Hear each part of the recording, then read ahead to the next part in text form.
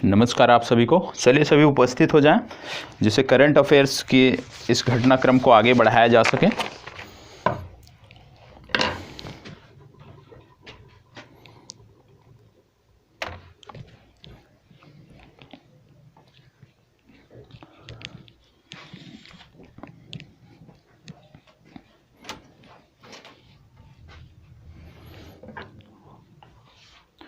चलिए धीरे धीरे सभी की उपस्थिति हो रही है। आज करंट अफेयर्स के 16 से 17 प्रश्न हैं, लेकिन उन प्रश्नों के माध्यम से यदि हम देखें तो आज की मौजूदा घटनाक्रम की भी 2 से 3 घटनाएं हैं जो आपको पता होना चाहिए। यहां से परीक्षा में आपके प्रश्न बन सकते हैं। बीच में आपके 2 दिन, आप कह लीजिए बृहस्पतिवार शुक्रवार, बृहस्पतिवार को शायद कक्षा थी आपको, शुक्रवार और शनिवार को आपकी कक्षा नहीं हो पाई थी मेरे व्यक्तिगत कारणों की वजह से। तो अब आगे से प्रयास रहेगा, अब स्वास्थ्य भी ठीक है तो प्रयास रहेगा कि चीज़ें अब नियमित रहें और आपकी कक्षाएं नियमित आपको मिलती रहें। तो चलिए एक एक करके प्रश्नों को अब देखते हैं और बार बार कह रहा हूं उनके नोट्स साथ साथ बनाते चलिएगा, ठीक है। पहला प्रश्न आपके सामने है। प्रश्न क्या कह रहा है, ध्यान से पढ़ना है। प्रश्न कह रहा है निम्नलिखित में से स्नूपिंग तकनीक का संबंध किससे है। स्नूपिंग तकनीक का संबंध किससे है आपको बताना है। चलिए बताइएगा कि भैया स्नूपिंग तकनीक क्या होती है, इसका संबंध किससे है, ये आपको बताना है। चलिए स्नूपिंग तकनीक, इसमें क्या क्या विकल्प है। डिवाइस से जानकारी चुराने के लिए, रोबोट संचालन हेतु, कोविड-19 से सुरक्षा हेतु, ड्रोन हमले को निष्क्रिय करने हेतु। ये जो स्नूपिंग तकनीक है ये है क्या, किस संदर्भ में हम स्नूपिंग तकनीक की बात करते हैं, उसी के बारे में आपको बात करना है। तो चलिए बताइएगा इनमें से स्नूपिंग तकनीक का संबंध किससे है। स्नूपिंग तकनीक का संबंध किससे है ये आपको बताना है। चलें जवाब दीजिए। अच्छा प्रश्न है, जवाब सबके आने चाहिए। देखो स्नूपिंग तकनीक एक प्रकार से आप कह सकते हो किसी अन्य व्यक्ति का, आप कह सकते हो किसी अन्य व्यक्ति या किसी अन्य व्यक्ति के डेटा तक अनाधिकृत पहुंच, मतलब दूसरे शब्दों में यदि हम बात करें सरल शब्दों में तो डेटा चोरी करना, बिना किसी जानकारी के किसी थर्ड पर्सन के डेटा को चोरी करना। और ये डेटा किसी भी प्रकार से, चाहे मेल के माध्यम से आप चोरी करते हो या आप कह सकते हो कि फोन कॉल लॉग के माध्यम से चोरी करते हो। कहने का मतलब है किसी अन्य व्यक्ति की कोई भी जानकारी चुराना, जैसे उसके ईमेल के बारे में, उसके फोन के बारे में, उसके आप कह सकते हो व्हाट्सएप के बारे में, उसके मैसेजेस के बारे में, तो उसके सोशल मीडिया अकाउंट्स के बारे में, तो इन सब के बारे में आप कह सकते हो। तो स्नूपिंग तकनीक जो है वो बहुत ही बृहद परिप्रेक्ष्य में आती है, मतलब इसमें सोशल मीडिया प्लेटफॉर्म भी जुड़ जाते हैं, इसमें ईमेल भी है, इसमें कॉल लॉग भी शामिल है। मतलब बृहद परिदृश्य में जब आप किसी भी व्यक्ति के डेटा को चोरी करते हैं, चोरी करने की जो तकनीक है उसको बोलते हैं स्नूपिंग तकनीक। और आजकल इसकी चर्चा काफी हो रही है। क्यों? क्योंकि आपने पिछले दिनों पढ़ा होगा, देश में भी संसद में भी इसके लिए बवाल मचा हुआ था। पेगासस स्पाईवेयर सुना होगा ना, पेगासस स्पाईवेयर, ठीक है, इसका नाम आपने सुना होगा। यह भी एक प्रकार का स्नूपिंग तकनीक आधारित सॉफ्टवेयर है। दूसरा आप देखते होंगे इंटरनेट निगरानी, ये भी कहीं ना कहीं स्नूपिंग तकनीक पर आधारित है। और आजकल सरकारें इनका प्रयोग करने लगी हैं। आजकल सरकारें अपने विरोधियों के, अपने विपक्षियों के डेटा चोरी करने के लिए, उनके बारे में जानकारी उपलब्ध कराने के लिए, उनके बारे में जानकारी प्राप्त करने के लिए, उनकी गतिविधियों के बारे में जानने के लिए विभिन्न राज्य सरकारें, विभिन्न केंद्र सरकारें, मतलब विभिन्न देशों की सरकारें इस प्रकार की कृत्य कर रही हैं। इसलिए ये जो तकनीक है वो चर्चा में आई है। तो याद रखिएगा स्नूपिंग तकनीक विशेष रूप से डिवाइस से जानकारी चुराने के संबंध में है। ये विकल्प आपका सही उत्तर है, ठीक है। चलिए आगे बढ़ते हैं। क्या लिखा है, सिराक्यूज 4 उपग्रह हाल ही में किस देश द्वारा लॉन्च किया गया है, बताएं। सिराक्यूज 4, इसमें शायद कुछ और शब्द जुड़ा है, उसको मैं देख लेता हूं, तब तक आप बताएं। सिराक्यूज 4 इसके बारे में बताएं। चलें, सिराक्यूज 4, चलिए अब इस प्रश्न को देखते हैं। इस प्रश्न में बोला गया है सिराक्यूज के बारे में, उपग्रह हाल ही में किस देश द्वारा प्रक्षेपित किया गया है, तो आप सबको बताना है। चलें बताएं। इस प्रश्न को ध्यान से पढ़ें, इसके बाद बताएं। यहाँ पे है सिराक्यूज 4A, करेक्ट कर लीजिएगा। सिराक्यूज 4A की बात हो रही है। सिराक्यूज 4A उपग्रह हाल ही में किस देश द्वारा लॉन्च किया गया है, यह आपको बताना है। तो चलिए बताएं किस देश द्वारा लॉन्च किया गया है। सिराक्यूज 4A उपग्रह किस देश द्वारा लॉन्च किया गया है आपको बताना है। आपके 4 विकल्प हैं, चीन, USA, फ्रांस, रूस या इनमें से कोई नहीं। चलिए बताएं, इन चारों में से बताएं कौन सा है। इन चारों में से बताएं कौन सा है। चीन, USA, फ्रांस, रूस या इनमें से कोई नहीं। सिराक्यूज 4A उपग्रह हाल ही में किस देश द्वारा लॉन्च किया गया था, चले जानकारी दीजिएगा। इनमें से कौन सा सही है, इनमें से कौन सा सही है बताएं। देखो यहाँ पे बात हो रही है सिराक्यूज 4A की। यह उपग्रह जो है ये फ्रांस द्वारा लॉन्च किया गया है, मतलब सी विकल्प आपका सही उत्तर है। ठीक है, फ्रांस इसका सही उत्तर है। बात हो रही है फ्रांस की, तो आपको बता दें ये जो सिराक्यूज 4A उपग्रह था, सबसे पहले तो एरियन 5 नामक रॉकेट से भेजा गया था। किससे भेजा गया था? एरियन 5 नामक रॉकेट से भेजा गया था। यदि आपसे पूछ लिया जाए कहाँ से प्रक्षेपित किया गया था, तो आपको बता दें फ्रेंच गुयाना के कोरो, ठीक है, फ्रेंच गुयाना से प्रक्षेपित किया गया था। ये आपको याद रखना है, फ्रेंच गुयाना से ये, और इसका जो प्रक्षेपण केंद्र इसको कोरू नाम से जाना जाता है। तो फ्रेंच गुयाना से प्रक्षेपित किया गया था, एरियन 5 रॉकेट की मदद से फ्रांस द्वारा भेजा गया था। ये आपको पता होना चाहिए। अब बात आती है यदि कोई उपग्रह भेजा गया है तो उस उपग्रह का कुछ उद्देश्य होगा। तो इस उपग्रह का उद्देश्य क्या है, इसको भी जानने की जरूरत है। ये जो उपग्रह था विशेष रूप से इसलिए प्रक्षेपित किया गया था जिससे फ्रांस के जो सुरक्षा बल हैं, फ्रांस के जो सुरक्षा बल हैं वो देश के, आप कह सकते हो, अन्य देशों के सुरक्षा बलों से आसानी से संवाद स्थापित कर सकें। इसके लिए यह जो है तकनीक, यह उपग्रह भेजा गया है जिससे इस तकनीक को आप कह सकते हो फ्रांस के सैन्य बलों को मजबूती प्रदान करने में मदद मिल सके। तो ये आपको पता होना चाहिए। ठीक है, तो कहने का मतलब है फ्रांस द्वारा भेजा गया है, एरियन 5 रॉकेट की मदद से भेजा गया है, फ्रेंच गुयाना स्थान से भेजा गया था, और इसका उद्देश्य फ्रांस के सुरक्षा बलों को अत्याधुनिक तकनीकों के माध्यम से अन्य देशों के सुरक्षा बलों से संवाद के लिए सक्षम बनाना इसका उद्देश्य है। ये आपको पता होना चाहिए। जब बात फ्रांस की आती है तो आपको पता होगा फ्रांस और भारत ने मिलकर, याद होगा, फ्रांस और भारत ने मिलकर 2015 में बात की थी कि हम ISA अंतर्राष्ट्रीय सौर गठबंधन बनाएंगे, और सौर गठबंधन बना भी, अंतर्राष्ट्रीय सौर गठबंधन बना भी। और आपको पिछले दिनों मैंने बताया था कि अंतर्राष्ट्रीय सौर गठबंधन में 2 देश हाल ही में शामिल हुए हैं, जो हैं 101वां और 102वां। 101वें देश की यदि हम बात करें, पिछले दिनों मैंने आपको बताया, तो 101वां देश इसका बना है USA।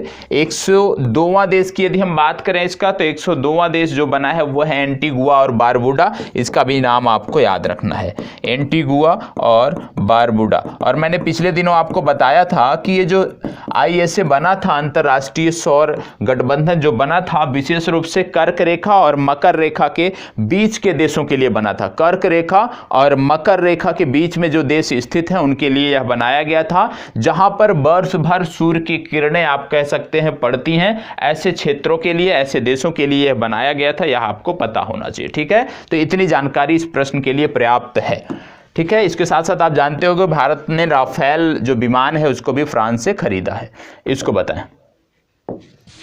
हाल ही में चर्चा में रहा ड्रोन का संबंध किससे है। यहाँ पे भी टाइपिंग में थोड़ा सा एरर है, देख लेता हूँ मैं क्या है, इसके बाद मैं आपको बताता हूँ। ठीक है, यहाँ पे है हाल ही में चर्चा में रहा आई ड्रोन। क्या है ये? आई ड्रोन।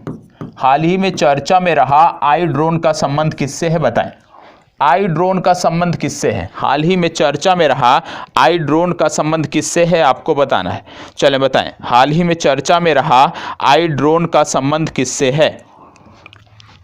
हाल ही में चर्चा में रहा आई ड्रोन का संबंध किससे है? चले, हाल ही में चर्चा में रहा आई ड्रोन का संबंध किससे है, आपको बताना है। यहां बात हो रही है आई ड्रोन की। आप जानते हो कि आई ड्रोन का जो संबंध है विशेष रूप से कोविड काल में ये चर्चा में आया था। और चर्चा में क्यों आया था इसकी बात करें तो पूर्वोत्तर में कुछ ऐसे क्षेत्र हैं, पूर्वोत्तर के पर्वतीय भागों में कुछ ऐसे क्षेत्र हैं जहां पर आसानी से परिवहन सुविधाएं उपलब्ध नहीं हैं। ऐसे दुर्गम क्षेत्रों में कोविड वैक्सीन की उपलब्धता सुनिश्चित कराने के लिए आई ड्रोन का उपयोग किया जाता है, ये आपको पता होना चाहिए। तो विशेष रूप से इसका जो उपयोग था पूर्वोत्तर के क्षेत्रों में वैक्सीन डिलीवरी हेतु किया जा रहा था, ऐसे दुर्गम क्षेत्रों में जहां पर सामान्य तौर पे हम कम समय में नहीं पहुंच सकते हैं, ऐसे क्षेत्रों के लिए। तो बी विकल्प इस प्रश्न का सही उत्तर है। ठीक है, चलिए आगे बढ़ते हैं, इसको बताएं। हाल ही में देश में पहली बार IVF तकनीक से भैंस के बछड़े ने जन्म लिया है, उसकी नस्ल कौन सी है? बताएं। हाल ही में देश में पहली बार IVF तकनीक से भैंस के बछड़े ने जन्म लिया है, उसमें से पूछा जा रहा है कि उसकी नस्ल कौन सी है, तो आपको बताना है। आपको बता दें कि इससे पहले कभी भी भैंस के बछड़े ने IVF तकनीक से जन्म नहीं लिया था। इससे पहले यदि हम बात करें तो आपको याद होगा कि गाय के कई सारे बछड़े IVF तकनीक से पैदा हुए हैं, लेकिन भैंस के संदर्भ में यह पहली बार है, इसलिए ये प्रश्न आपके लिए महत्वपूर्ण है। और यदि बात की जाए इस प्रकार की तकनीकों की तो आपको पता होगा भारत में एक मंत्रालय भी है, और उस मंत्रालय का जो नाम है उसका पता होना चाहिए, पशुपालन एवं डेयरी मंत्रालय। और पशुपालन और डेयरी मंत्रालय जो है वही इन सब प्रकार की गतिविधियों के लिए जिम्मेदार मंत्रालय होता है, जिम्मेदार संस्था होता है, जिसके मंत्री वर्तमान समय में है पुरुषोत्तम रूपाला। इनका नाम आपको पता होना चाहिए। तो यहां पे बताएं कौन सी नस्ल है, ये आपको बताना है। चले, इनमें से कौन सी नस्ल है ये आपको बताना है, जवाब दीजिएगा। इनमें से कौन सी नस्ल है? देखो यहां पे आपको चोकला नस्ल दी हुई है, ये भेड़ की एक नस्ल है। सोनारी नस्ल ये भी भेड़ की है। मगरा नस्ल ये भी भेड़ की है। पूगल नस्ल ये भी भेड़ की है। मतलब ये जो 4 की 4 नस्लें दी हुई हैं ये भेड़ की एक किस्म है, ये आपको पता होना चाहिए। भेड़ की एक नस्ल है, ये आपको पता होना चाहिए। यहां पे बात हो रही है IVF तकनीक से जन्मे पहले भैंस के बछड़े की, तो आपको बता दें ये बन्नी नस्ल की बोली जाती है, बन्नी नस्ल। और बन्नी नस्ल की ये जो भैंस थी ये कहां से संदर्भित है, जन्म कहां हुआ? गुजरात में हुआ। तो याद रखना है पहली बार IVF तकनीक से भैंस के बछड़े का जन्म गुजरात में हुआ है, ये आपको पता होना चाहिए। ठीक है, यदि हम बात करें गुजरात की तो आपको पता होगा गुजरात में कई सारे नेशनल पार्क भी हैं। और जब हम नेशनल पार्क की बात करते हैं, टाइगर रिजर्व की बात करते हैं, तो आपको पता होना चाहिए कि भारत में जो वन स्थिति रिपोर्ट आई है उसमें पहली बार जो टाइगर रिजर्व के अंतर्गत आने वाले क्षेत्र हैं उनको भी सम्मिलित किया गया है, यह भी आपको पता होना चाहिए। और टाइगर रिजर्व के साथ साथ जो शेरों का आवास है गिर, उसको भी यहां पे जगह दी गई है, यह भी आपको पता होना चाहिए। तो यदि हम गुजरात की बात करें तो आपको पता होगा गिर नेशनल पार्क आपको देखने को मिलेगा, ब्लैक बक नेशनल पार्क आपको देखने को मिलेगा। ठीक है, ब्लैक बक हो गया, गिर नेशनल पार्क हो गया, इसके बाद बसंदा नेशनल पार्क हो गया, इसको भी आपको याद रखना है। इसके बाद आप देखोगे मरीन नेशनल पार्क आपको देखने को मिलता है। तो ये सारे के सारे नेशनल पार्क आपको गुजरात में देखने को मिलते हैं। Gir national park, black buck national park, Bansda national park, marine national park. इसके साथ साथ आप जानते होंगे कि गुजरात में आप कह सकते हो भारतीय गधों के लिए जो जंगली गधे हैं उनसे भी एक राष्ट्रीय उद्यान है जहां पर उनको संरक्षित किया जा रहा है। तो उसको भी याद रखना है कि भारतीय जंगली गधों के लिए भी जो राष्ट्रीय उद्यान है वो आपको गुजरात में देखने को मिलता है। तो गुजरात के संबंध में इतनी जानकारी आपको पता होनी चाहिए। तो नस्ल याद रखना है, बन्नी नस्ल की भैंस है और ये जन्म कहां पे हुआ? गुजरात में हुआ है, ये आपको पता होना चाहिए। चले इसको बताएं, हाल ही में किस देश के वैज्ञानिकों ने विवाकोर नामक एक टाइटेनियम दिल बनाया है? और इस सेशन के बाद आपको सभी को रुकना है, करंट अफेयर्स के इस सेशन के बाद आप सभी को रुकना है, यह भी याद रखिएगा। करंट अफेयर्स के इस सेशन के बाद आप सभी को रुकना है, यह भी आपको याद रखना है। दूसरा लाइव सेशन होगा जिसमें जो टेस्ट आपका हुआ है उसमें किस प्रकार से आपकी रैंकिंग है, किन के साथ सुधार हो रहा है, कौन लापरवाही कर रहा है, उस पर भी बात हमें करनी है। ठीक है, तो इस सेशन के तुरंत बाद रुकना है, इसको भी याद में रखना है। बताएं, हाल ही में किस देश के वैज्ञानिकों ने विवाकोर नामक एक टाइटेनियम दिल बनाया है? बताएं। विकावोर इसको बोलते हैं। तो विकावोर नामक टाइटेनियम दिल कहाँ पे बनाया है ये आपको पता होना चाहिए। और इसकी यदि हम बात करें तो स्पिनिंग डिस्क टेक्नोलॉजी पर आधारित ये हार्ट बनाया गया है, ये दिल बनाया गया है, ये भी आपको पता होना चाहिए। तो बताएं किस देश ने ऐसा कर दिखाया है? भारत, जापान, अमेरिका, चीन या इनमें से कोई नहीं? भारत, जापान, अमेरिका, चीन या इनमें से कोई नहीं? अभी आप बताएं इनमें से कौन सा है, यह आपको बताना है। चले जवाब दीजिए, सभी को जवाब देना है। और ये तो पुराना करंट अफेयर्स है तो पढ़े होंगे आप सब। अभी जब नया आएगा तो मैं नहीं पूछूंगा, जब तक पुरानी चीज़ें चल रही हैं तब तक तो आपको पता होना चाहिए ना। बताएं किस देश के वैज्ञानिकों ने यह शोध किया है? ये जो देश है ये है ऑस्ट्रेलिया। किस देश के वैज्ञानिकों ने किया है? ऑस्ट्रेलिया। ऑस्ट्रेलिया के साथ जानते हैं कि भारत एक युद्ध अभ्यास भी करता है जिसको बोलते हैं ऑस इंडेक्स, ये भी याद रखना है। अभी हाल ही में इसका 4था संस्करण संपन्न हुआ है, ठीक है। ऑस इंडेक्स एक प्रकार का नौसैनिक अभ्यास है, ये भी आपको याद रखना है, भारत और ऑस्ट्रेलिया के बीच। और इसका 4था संस्करण अभी हाल ही में संपन्न हुआ है। ये देश है ऑस्ट्रेलिया, मतलब इनमें से कोई नहीं आपको टिक करना है, क्योंकि इन चारों विकल्पों में से कोई भी विकल्प इसमें शामिल नहीं है। ऑस्ट्रेलिया की जब बात करते हैं, आप जानते हो कि क्वाड एक संगठन है, इसमें ऑस्ट्रेलिया शामिल है। ऑस्ट्रेलिया के अतिरिक्त यदि हम बात करें इस संगठन में तो आपको देखने को मिलता है जापान, आपको देखने को मिलता है भारत, आपको देखने को मिलता है यूएसए।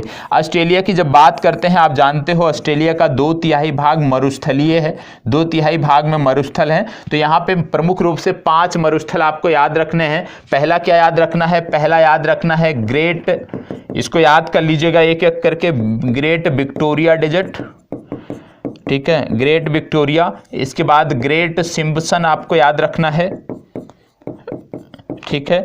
इसके बाद गिब्सन मरुस्थल आपको याद रखना है। ये सारे के सारे आपको ऑस्ट्रेलिया में देखने को मिलते हैं। इसके बाद सैंडी आपको याद रखना है, ग्रेट सैंडी मरुस्थल, ये भी याद रखना है। और 5वां जो मरुस्थल यहाँ पे याद रखना है, स्टुअर्ट याद रखना है। तो ये 5 मरुस्थल भी आपको पता होना चाहिए। Great Victoria, great Simpson, great Sandy, Gibson और सिम्पसन, ये कुछ मरुस्थल हैं 5 जो ऑस्ट्रेलिया में आपको पता होना चाहिए। ऑस्ट्रेलिया का 2/3 भाग मरुस्थल है, यह भी आपको पता होना चाहिए। साथ ही साथ मैं आपसे पूछ ले रहा हूं कि ऑस्ट्रेलिया में उत्सुक कूप भी पाए जाते हैं, तो ये कूप आपको ऑस्ट्रेलिया के किस क्षेत्र में देखने को मिलते हैं ये आपको बताना है। उत्सुक कूप जो है ऑस्ट्रेलिया के किस क्षेत्र में देखने को मिलते हैं ये आप कमेंट बॉक्स में हमें बताओगे, ठीक है। तो इसका सही जवाब क्या है? ऑस्ट्रेलिया। ऑस्ट्रेलिया के वैज्ञानिकों ने विवाकोर नामक एक टाइटेनियम दिल बनाया है, यह भी आपको पता होना चाहिए, जिसकी तकनीकी यदि हम बात करें तो स्पिनिंग डिस्क टेक्नोलॉजी पर आधारित है। चलें इसको बताएं। यहाँ पे मैं आपको बता देता हूँ क्या चीज़ है। यहाँ पे बोला गया है हाल ही में चर्चा में रहा 127 क्यूबिट ईगल। यहाँ पे क्या है? क्यूबिट ईगल, ईगल बाज वाला, ठीक है। तो हाल ही में चर्चा में रहा 127 क्यूबिट ईगल का संबंध किससे है? बताएं। हाल ही में चर्चा में रहा 127 क्यूबिट ईगल का संबंध किससे है आपको बताना है, ठीक है। क्यूबिट, ठीक है।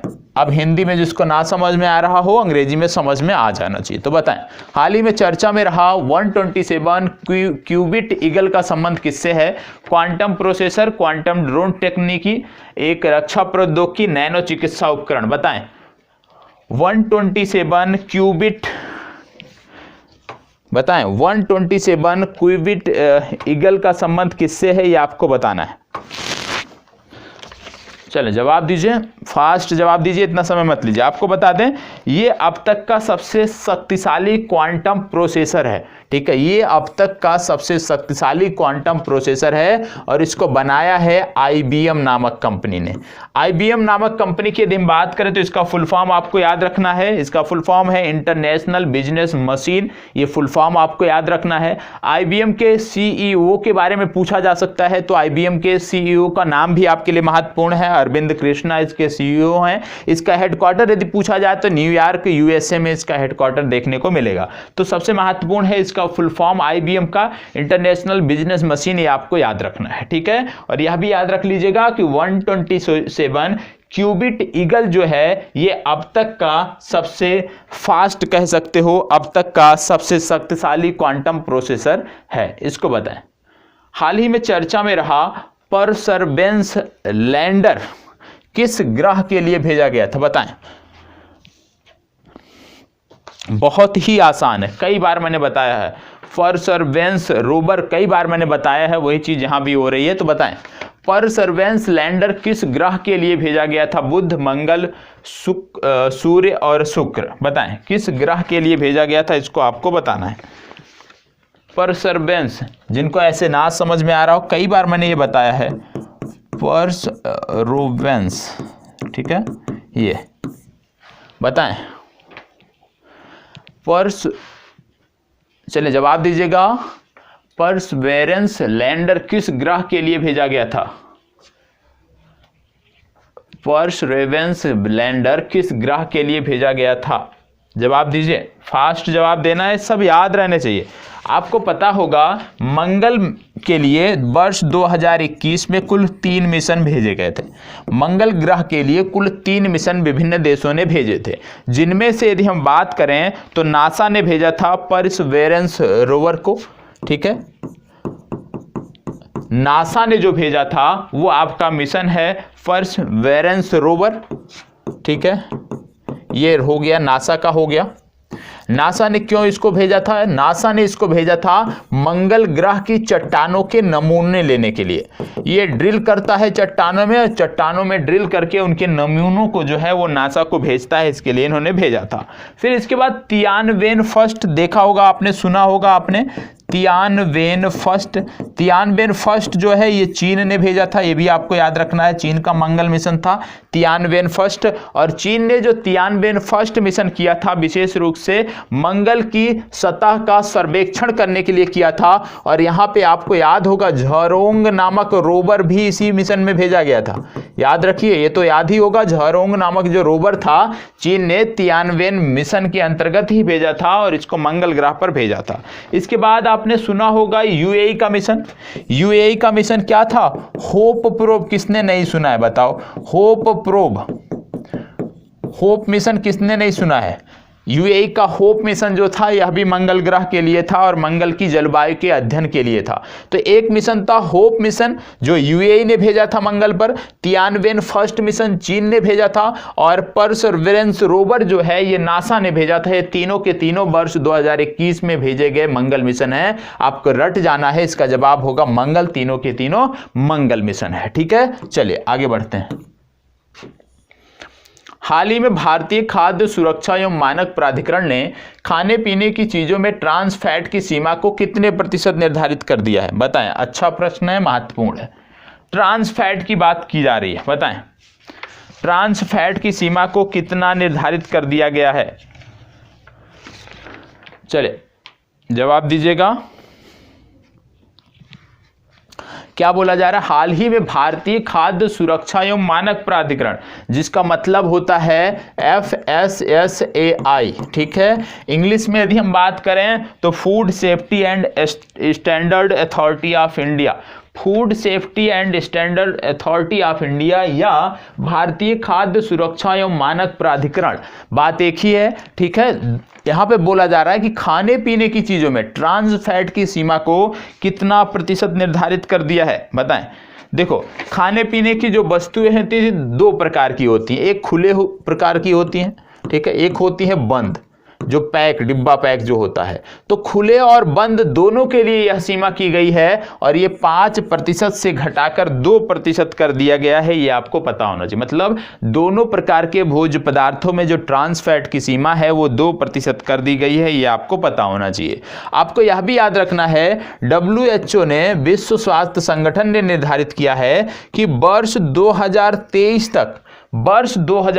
तक विश्व के सभी प्रकार के खाद्य उत्पादों से, विशेष रूप से औद्योगिक रूप से उत्पादित ट्रांस फैट को समाप्त करना है, ठीक है। तो याद रखना है, औद्योगिक रूप से उत्पादित ट्रांस फैट को समाप्त करने का जो लक्ष्य रखा है WHO ने, वो वर्ष 2023 का है, इसको भी आपको याद रखना है। विशेष रूप से ट्रांस फैट की वजह से हृदय रोग, डायबिटीज हो गया, अल्जाइमर हो गया, इस तरह की कई सारी भयंकर, आप कह सकते हो भयानक बीमारियां होती हैं जिसके चलते लोग आप कह सकते हो बहुत कम समय में मौत के गाल में समा जाते हैं, तो उसी से बचाने के लिए, लोगों को बेहतर स्वास्थ्य देने के लिए ये मुहिम चलाई गई है। तो याद रखना है 5% से घटाकर 2% कर दिया गया है। यदि आपसे पूछ लिया जाए कि ट्रांस फैट को पूरी तरह से बैन करने वाला विश्व का पहला देश कौन सा है, तो याद रखना है ट्रांस फैट को सर्वप्रथम वर्ष 2003 में बैन किया गया था, और वर्ष 2003 में सबसे पहले ट्रांस फैट को जो बैन करने वाला देश था वो था डेनमार्क। यह भी आपको याद रखना है। ठीक है, चलिए आगे बढ़ते हैं, इसको बताएं। हाल ही में भारतीय खाद्य सुरक्षा एवं मानक प्राधिकरण ने, फिर बात FSSAI की हो गई, ने नियमित खाद्य पदार्थों में, ठीक है करेक्ट कर लीजिएगा, नियमित खाद्य पदार्थों में फोर्टिफिकेशन की मात्रा को कितना प्रतिशत तक सीमित कर दिया है। अब सबसे पहले जरूरत है समझने की फोर्टिफिकेशन होता क्या है, क्योंकि ये जो शब्द है फोर्टिफिकेशन, ये है अंग्रेजी का शब्द। ठीक है, फूड फोर्टिफिकेशन ये एक अंग्रेजी का शब्द है। हिंदी में यदि हम बात करें तो हम बोलते हैं खाद्य पौष्टिकरण। क्या बोलते हैं हिंदी में? खाद्य पौष्टिकरण। इंग्लिश में यदि हम बात करें तो बोलते हैं फोर्टिफिकेशन। तो दोनों शब्द याद रखिएगा, खाद्य पौष्टिकरण या फोर्टिफिकेशन, दोनों ही बात एक ही है। ठीक है, अब बोला जा रहा है कि इसमें कितना प्रतिशत तक सीमित कर दिया गया है, खाद्य पौष्टिकरण की मात्रा कितने प्रतिशत तक सीमित कर दी गई है। चले, इसका मतलब यदि हम बात करें फोर्टिफिकेशन का पंक्तियों में कि किस प्रकार से इसका तात्पर्य क्या होता है, तो आपको बता दें, किसी खाद्य पदार्थ में विटामिन या आवश्यक खनिज पदार्थ जैसे जो सूक्ष्म आप कह सकते हो पोषक तत्व होते हैं, उनको उस खाद्य पदार्थ में बढ़ाने की जो मात्रा होती है उसको बोलते हैं फोर्टिफिकेशन। फोर्टिफिकेशन का मतलब क्या हो गया? खाद्य पौष्टिकरण का मतलब क्या हो गया कि किसी खाद्य पदार्थ में विटामिन या खनिज जैसे सूक्ष्म आप कह सकते हो सूक्ष्म पोषक तत्वों की जो मात्रा है उसको बढ़ाने की जो प्रक्रिया है उसको फोर्टिफिकेशन या खाद्य पौष्टिकरण कहते हैं। ठीक है, अब उसको प्रतिबंधित कर दिया गया है कितने प्रतिशत तक? तो ये कर दिया गया है 15 से 30% तक। ये विकल्प आपका सही उत्तर है, ये आपको पता होना चाहिए। आपको पता होगा कि आयरन की कमी के साथ साथ लौह तत्व की कमी से, इसके साथ साथ विटामिन की कमी से बहुत सारे आप कह सकते हो कि रोग होते हैं, और आज के समय में भारत में ज़्यादातर लोग एनीमिया से पीड़ित हैं। तो इस तरह की जो पोषक तत्वों की कमी हो जाती है खाद्य पदार्थों में, उनको बाहर से उसमें ऐड करने के लिए जो प्रक्रिया है उसी को बोलते हैं फोर्टिफिकेशन। तो इसके माध्यम से जो खाद्य पदार्थ हैं उनको आप कह सकते हो कि ज़्यादा बेहतर, ज़्यादा उपयोगी बनाया जाता है। किस संदर्भ में? कि शरीर को ज़्यादा से ज़्यादा तत्वों की वो आपूर्ति कर सकें। तो कहने का मतलब है कि उसमें आयरन आप डाल सकते हो, अलग से आयरन की मात्रा बढ़ा सकते हो, आप आयोडीन की मात्रा अलग से निर्धारित कर सकते हो उसमें। तो इस प्रकार की प्रक्रिया को बोलते हैं फोर्टिफिकेशन, और भारत सरकार ने इसको नियमित कर दिया है। कितना? 15 से 30% तक ही कर सकते हो, इससे ज्यादा आप नहीं कर सकते। ठीक है, चलें। हाल ही में घरों की निगरानी के लिए एस्ट्रो रोबोट किस कंपनी ने लॉन्च किया है? घरों की निगरानी के लिए एस्ट्रो रोबोट, बताएं। यहाँ पे बात हो रही है घरों की निगरानी के लिए एस्ट्रो रोबोट। ये जो रोबोट है विशेष रूप से आपके ना रहते हुए आपकी घर की पूरी निगरानी कर सकता है। किसी असामान्य परिस्थितियाँ होने पर, उसकी आप कह सकते हो जानकारी होने पर, उससे पहले जो है सचेत होकर आपको जानकारी दे सकता है। साथ ही साथ आपके परिवारजनों को आपसे कनेक्ट रखने में भी मदद कर सकता है। इसके आप कह सकते हो हेड पे एक कैमरा माउंट होता है जिसके माध्यम से ये चीज़ों की पहचान करता है, जिसके माध्यम से ये आपके अपनों को आपसे जोड़े रखता है। तो ये जो तकनीक है, ये जो रोबोट है, किसने बनाया है ये बोला जा रहा है, तो बताएं ये रोबोट किसने बनाया है? ये रोबोट किसने बनाया है? एस्ट्रो रोबोट किसने बनाया है? किस कंपनी ने? 4 कंपनी यहाँ पे दी हुई हैं, स्पेसएक्स, ब्लू ओरिजिन, अमेजन और टाटा। 4 कंपनियां दी हुई हैं। यदि 4 जवाब से संतुष्ट नहीं है तो आप 5वें जवाब पर जा सकते हैं, इनमें से कोई नहीं। आपको बता दें इसका सही जवाब जो है वो है अमेजन। ये किसने बनाया है? अमेजन ने तैयार किया है। किस नाम से? Astro robot. ये आपको पता होना चाहिए। जब बात रोबोट की आती है तो आपको एक रोबोट का नाम तो याद ही होगा, सोफिया। सोफिया रोबोट का नाम याद होगा आपको। क्यों याद होगा? क्योंकि सोफिया पहली रोबोट थी जिसको सऊदी अरब की नागरिकता दी गई थी, आपको पता होना चाहिए। और आज जो रोबोट हैं आप कह सकते हो वो प्रजनन करने में भी सक्षम है, इनको बोला जाता है जेनोबोट्स। आज जो विश्व है वो जेनोबोट्स की तरफ आगे बढ़ चुका है, इस दिशा में आगे बढ़ चुका है। अब आपको रोबोट कम सुनने को मिलेगा, जेनोबोट्स से ज़्यादा सुनने को मिलेगा। जेनोबोट्स क्या होता है? जेनोबोट्स आप कह सकते हो ये जीवित रोबोट होते हैं, ये जीवित रोबोट होते हैं, और जो जीवित रोबोट होते हैं उनको जेनोबोट्स के नाम से जाना जाता है। ऐसे रोबोट जो जीवित होते हैं उनको जेनोबोट्स के नाम से जाना जाता है, ये आपको पता होना चाहिए। ये रोबोट जो हैं ये प्रजनन भी कर सकते हैं। इनका जो आकार है वो 11 मिलीमीटर से कम होता है, इनका जो आकार है वो 11 मिलीमीटर से कम होता है। अब बात आती है कि ये जीवित कैसे रहते हैं, ये प्रजनन कैसे कर सकते हैं, बिना भोजन किए कई हफ्तों तक कैसे रह सकते हैं। तो आपको बता दें, इनको जो तैयार किया गया है वो मेढक की कोशिकाओं से किया गया है, मेढक की कोशिकाओं से इनको तैयार किया गया है, ये भी आपको याद रखना है। ठीक है, तो आपको क्या याद रखना है कि जेनोबोट्स क्या होते हैं? ऐसे रोबोट जो जीवित होते हैं वो जेनोबोट्स कहलाते हैं, जीवित रोबोट को हम जेनोबोट्स कहते हैं। ऐसे रोबोट बिना खाए पिए कई दिनों तक रह सकते हैं, ऐसे रोबोट प्रजनन करने में भी सक्षम होते हैं। ऐसे रोबोट को मेढक की कोशिकाओं से बनाया गया है, यह आपको पता होना चाहिए। ठीक है, किसने बनाया है यदि हम बात करें तो इसको बनाया है, जेनोबोट्स को तैयार किया है अमेरिका ने, ये भी याद रखना है। ठीक है, तो रोबोट भी पता होना चाहिए और जेनोबोट्स भी आपको पता होना चाहिए। चलिए, नहीं तो आपसे पूछ लिया जाए परीक्षा में सिर्फ इतना कि जेनोबोट्स क्या होता है और आपके पास जवाब नहीं हो तो चीजें गलत होंगी। ठीक है, चलिए इसको बताएं। हाल ही में यहाँ पे किसी तकनीक की बात हो रही है, मैं देख लेता हूँ कौन सी तकनीक है। यहाँ पे थोड़ा सा क्या होता है कि कई बार फ़ॉन्ट क्या है सपोर्ट नहीं करता है, तो इस वजह से इस तरह की त्रुटियाँ हो जाती हैं, हमें इग्नोर करना है। क्रिप्सर कैस तकनीक है, ठीक है, क्रिप्सर कैस टेक्नोलॉजी। बताएं, क्रिप्सर कैस 9 नामक टेक्नोलॉजी है, इसी के बारे में बात हो रही है। ठीक है, क्रिप्सर कैस 9। तो बताएं, क्रिप्सर कैस 9 नामक जो तकनीक है ये किस देश ने विकसित की है? क्रिप्सर कैस, CRIPSAR, क्रिप्सर कैस 9। क्रिप्सर कैस 9 नामक तकनीक किसने विकसित की है आपको बताना है। चलिए फास्ट जवाब दीजिए। क्रिप्सर कैस 9 नामक तकनीक किसने विकसित की है, किस देश ने विकसित की है, आपको बताना है। क्रिप्सर कैस 9 नामक तकनीक किस देश ने विकसित की है, ये आपको बताना है। चले, क्रिप्सर कैस 9 नामक तकनीक किस देश ने विकसित की है? क्रिप्सर कैस 9 नामक तकनीक किस देश ने विकसित की है, ये आपको बताना है। चले, क्रिप्सर कैस 9 नामक तकनीक किस देश ने विकसित की है? ये जो देश है क्रिप्सर कैस 9 तकनीक वाला, ये देश है इजराइल। ठीक है, आज आपको बताना है कि इजराइल जो है, इजराइल के पीएम कौन है, अभी नए बने हैं। ठीक है, साथ ही साथ इजराइल में भारत के राजदूत कौन है, ये भी आपको कमेंट बॉक्स में बताना है। साथ ही साथ यह भी बताना है कि इजराइल के साथ भारत के जो संबंध है, राजनयिक संबंध है, उसको कितने वर्ष हुए हैं, ये भी आपको बताना है। ठीक है, साथ ही साथ यह भी बताना है कि इजराइल से भारत कौन सी मशीन गन, हल्की मशीन गन खरीद रहा है, ये भी आपको बताना है। ठीक है, कमेंट बॉक्स में इसका जवाब मुझे चाहिए कि इजराइल के प्रधानमंत्री कौन है, भारत के राजदूत इजराइल में कौन है, इजराइल और भारत के संबंधों को, राजनयिक संबंधों को कितने वर्ष हुए हैं, साथ ही साथ भारत इजराइल से कौन सी मशीन गन खरीद रहा है, यह भी आप बताएंगे।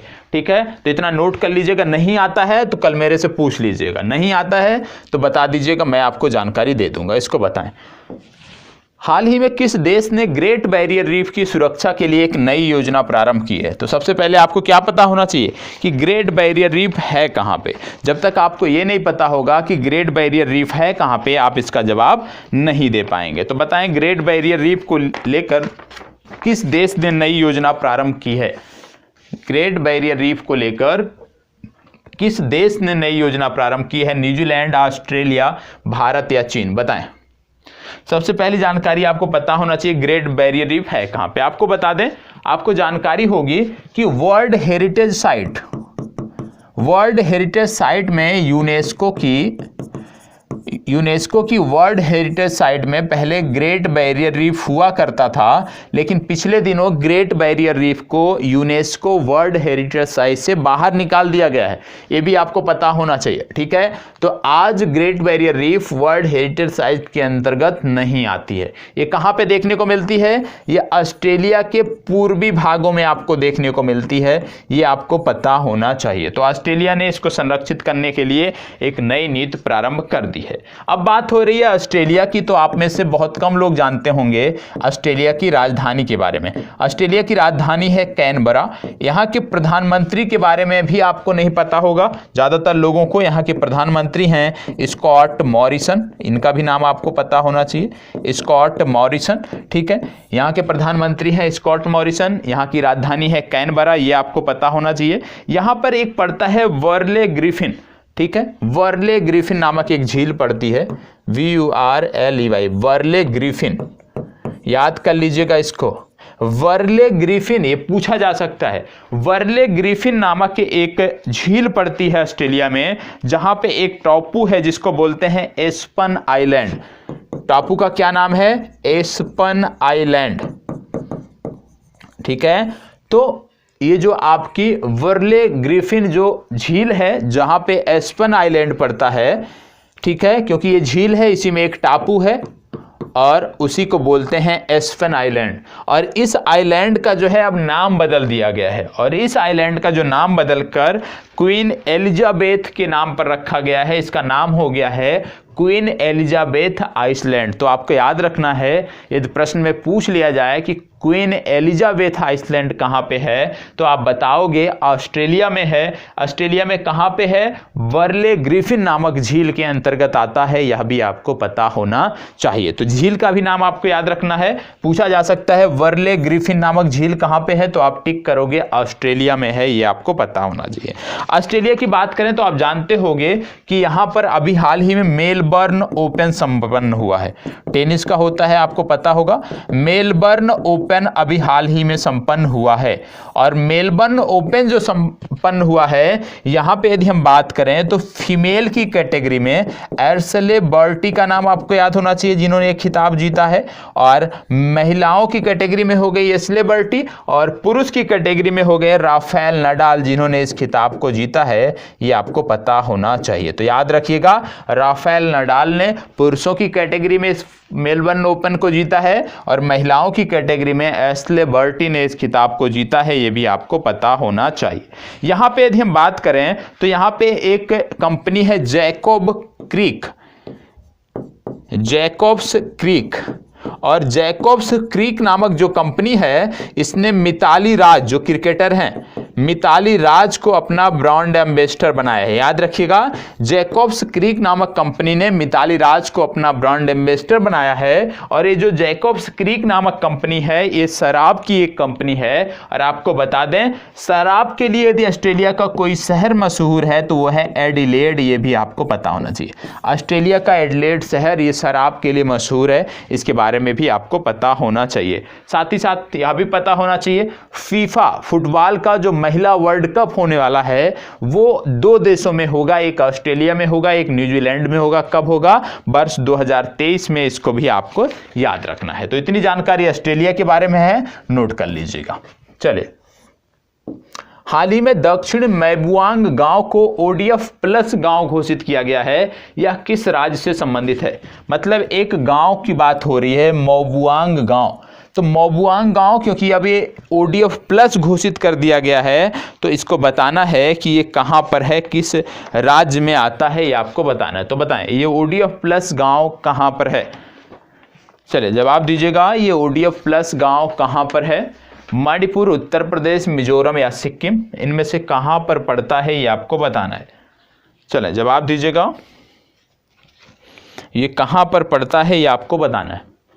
मणिपुर, उत्तर प्रदेश, मिजोरम, सिक्किम, कहां पर ये पड़ता है? देखो, ये गांव जो पड़ता है, ये पड़ता है मिजोरम में, तो इसका सही जवाब हो गया मिजोरम। ठीक है, आज आपका होमवर्क है मिजोरम की 2 वाइल्ड लाइफ सेंचुरी के बारे में आपको बताना है। मिजोरम के 2 वन्य जीव अभ्यारण्य के बारे में आपको कमेंट बॉक्स में बताना है। चले इसको बताएं, अभी जाइएगा नहीं, लास्ट में कुछ महत्वपूर्ण प्रश्न है, उनको लास्ट में रखा गया है। अब देखो जो ये प्रश्न है ये बहुत ही महत्वपूर्ण है और मैं उम्मीद करता हूं प्रारंभिक परीक्षा ही नहीं बल्कि मुख्य परीक्षा में भी इससे संदर्भित प्रश्न पूछे जा सकते हैं। बताएं, हाल ही में गणतंत्र दिवस परेड में पाल दधौ हत्याकांड, आपने शायद नाम ही ना सुना हो, पाल दधौ हत्याकांड के बारे में दिखाया गया। यह नरसंहार किस देश से संबंधित था? गणतंत्र दिवस परेड में जो विभिन्न राज्यों की झांकी होती हैं उनमें से एक राज्य की झांकी में पाल दधौ हत्याकांड का जिक्र किया गया था। तो आपसे पूछा गया है कि ये जो पाल दधौ हत्याकांड है ये नरसंहार किस राज्य से संबंधित है और किस राज्य ने इसको दर्शाया था? जिस राज्य से संबंधित है उसी ने ही दर्शाया था। आपको बता दें एक दधौ गांव पड़ता था, तब तक आप देखें कौन सा सही होगा। एक दधौ गांव था, ये आपको पता होना चाहिए। और ये जो दधौ गांव था यहां पर एक ट्राइब्स के लोग इकट्ठा हुए थे और वो सारे के सारे भील ट्राइब्स के लोग थे। ठीक है, भील ट्राइब्स के लोग थे। अंग्रेजों के समय काल में यहाँ पे इकट्ठा हुए थे, आंदोलन को लेकर, यहाँ पे बैठक को लेकर इकट्ठा हुए थे और इनके जो नेता थे उनका नाम था मोतीलाल तेजावत। क्या नाम था? मोतीलाल तेजावत। और मोतीलाल तेजावत के नेतृत्व में यहाँ पर 10,000 से ज़्यादा भील ट्राइब्स के लोग जो है इकट्ठा हुए थे। लेकिन उसी समय यहाँ पे H.G. सटन जो अंग्रेज अधिकारी था उसका नाम था H.G. सटन। H.G. सटन नामक जो अंग्रेज अधिकारी था उसने यहाँ पर पहुंचकर गोलियां बरसाने का आदेश दे दिया, जिसके चलते 1200 से अधिक भील ट्राइब्स के लोग मारे गए थे, शहीद हुए थे इस दधौ गांव में। और इसी दधौ गांव को आप जानते हो बाद में वीरभूमि के नाम से जाना जाने लगा। तो ये जो दधौ हत्याकांड है ये आपको देखने को मिलता है गुजरात में। आपने जलियांवाला बाग हत्याकांड सुना होगा, लेकिन जलियांवाले बाग हत्याकांड से ज्यादा आप कह सकते हो उससे भी बुरी तरीके से यहाँ पे भील ट्राइब्स के लोगों को मारा गया था, लेकिन इसको कहीं पढ़ने को नहीं मिलता है। आप देखते होंगे किसी भी इतिहास की बुक में इसकी चर्चा नहीं होती है। तो कहीं ना कहीं इतिहास लेखन के क्रम में यदि हम देखें तो कहीं ना कहीं कुछ गलतियां अवश्य हुई हैं। जो महत्वपूर्ण चीजें इस तरह की थी उनको दर्शाया नहीं गया है। ज्यादा से ज्यादा इतिहास में यदि हम बात करें तो विदेशी आक्रमणकारियों के ही गुणगान गाए गए। जो इतिहास लेखन का क्रम रहा है उसमें यदि हम देखें तो ज्यादा से ज्यादा विदेशी आक्रमणकारियों का ही गुणगान किया गया है और कहीं ना कहीं इस तरह के जिनके बारे में हमको जानकारी होनी चाहिए उनके बारे में हमें बताया नहीं गया, हमने कहीं पढ़ा नहीं। तो याद रखना है, इसीलिए गुजरात राज्य सरकार की झांकी में इसको दर्शाया गया जिससे लोग इसके बारे में जाने। और आपसे परीक्षा में पूछा जा सकता है दधौ गांव कहां पे है? गुजरात में है। पाल दधौ हत्याकांड कहां से संदर्भित है? गुजरात से संबंधित है। यदि आप पूछेंगे किस जिला में, तो साबरकांठा जिला पड़ता है। गुजरात का साबरकांठा जिला, उसी के अंतर्गत ये गांव आता है और आज इसको वीरभूमि के नाम से जाना जाता है। ठीक है, तो ये तो हो गया आज का द एंड। लेकिन आज के द एंड से पहले कुछ महत्वपूर्ण फैक्ट हैं वो मैं आपको बता देता हूं। ये आज की 2 दिन पहले की घटना है जिसको बोलते हैं नौपाड़ा दलदल। आपसे यदि पूछ लिया जाए नौपाड़ा दलदल कहां पर है? नौपाड़ा दलदल, नौपाड़ा दलदल कहां पे है? यदि किसी को पता है तो बताएं, नौपाड़ा दलदल कहां पर है? नौपाड़ा दलदल कहां पर है? यह है, इसको नोट कर लीजिएगा, तेली नीलापुरम। तेली नीलापुरम नामक स्थान है जहां पर नौपाड़ा दलदल मिलता है। यदि आप पूछ लिया जाए तेली नीलापुरम नामक स्थान किस जिले में आता है, तो यह स्थान जो आता है यह आता है श्रीकाकुलम जिले में। श्रीकाकुलम नामक जिले में आता है, श्रीकाकुलम डिस्ट्रिक्ट में आता है। और ये जो श्रीकाकुलम डिस्ट्रिक्ट है ये पड़ता है आपके आंध्र प्रदेश में। कहां पे पड़ता है? आंध्र प्रदेश में। तो आंध्र प्रदेश के श्रीकाकुलम जिले के अंतर्गत आने वाले तेली नीलापुरम नामक स्थान पे जो नौपाड़ा दलदल पड़ता है, इस नौपाड़ा दलदल में पक्षियों के आप कह सकते हो सामूहिक मृत्यु हुई है। और ये जो पक्षी थे इनका नाम था स्पॉट बिल पेलिकॉन। क्या नाम था इनका? Spot bill pelican. ठीक है। स्पॉट बिल पेलिकॉन नामक पक्षियों के एक पूरे समूह की मृत्यु यहाँ पे हुई है, सामूहिक मृत्यु यहाँ पे हुई है, जिसके कारण नौपाड़ा दलदल चर्चा में है। यदि हम बात करें कि किसके कारण हुई है, तो इस पे जो कारण दिए जा रहे हैं वो नेमीटोड, याद रखिएगा, नेमीटोड इन्फेक्शन बताया जा रहा है। ठीक है, इसका कारण क्या बताया जा रहा है? इसका कारण बताया जा रहा है नेमीटोड इन्फेक्शन। तो याद रखना है, नौपाड़ा दलदल आंध्र प्रदेश में जो एक विशेष प्रकार के पक्षी जिनको बोलते हैं स्पॉट बिल पेलिकॉन की मृत्यु हुई है, वो नेमीटोड इन्फेक्शन के कारण हुई है। ये जो नेमीटोड है एक विशेष प्रकार के ये कीड़े होते हैं, और ऐसा अभी तक रिपोर्ट में सामने आया है कि ये जो कीड़े थे ये इन पक्षियों के शरीर में प्रवेश कर गए थे, और उनकी शरीर में प्रवेश करने के कारण पक्षियों की यहाँ पे मृत्यु हुई है। ये आपको पता होना चाहिए। आंध्र प्रदेश में पहले 13 जिले हुआ करते थे, लेकिन अभी 13 नए जिले बने हैं, और आंध्र प्रदेश में अब कुल 26 जिले हो गए हैं। आज के समय में यदि हम बात करें तो आंध्र प्रदेश के 3 राजधानियों की बात होती थी, लेकिन आज के समय में यदि हम बात करें तो एक ही राजधानी है, वो भी आपको पता होना चाहिए। आंध्र प्रदेश से संबंधित एक वाइल्ड लाइफ सेंचुरी अक्सर पूछी जाती है, जिसका नाम है कोरिंगा वाइल्ड लाइफ सेंचुरी। तो कोरिंगा वाइल्ड लाइफ सेंचुरी को भी याद रखना है, ये आंध्र प्रदेश में पड़ता है। तो याद रखिएगा, ये बहुत ही महत्वपूर्ण है।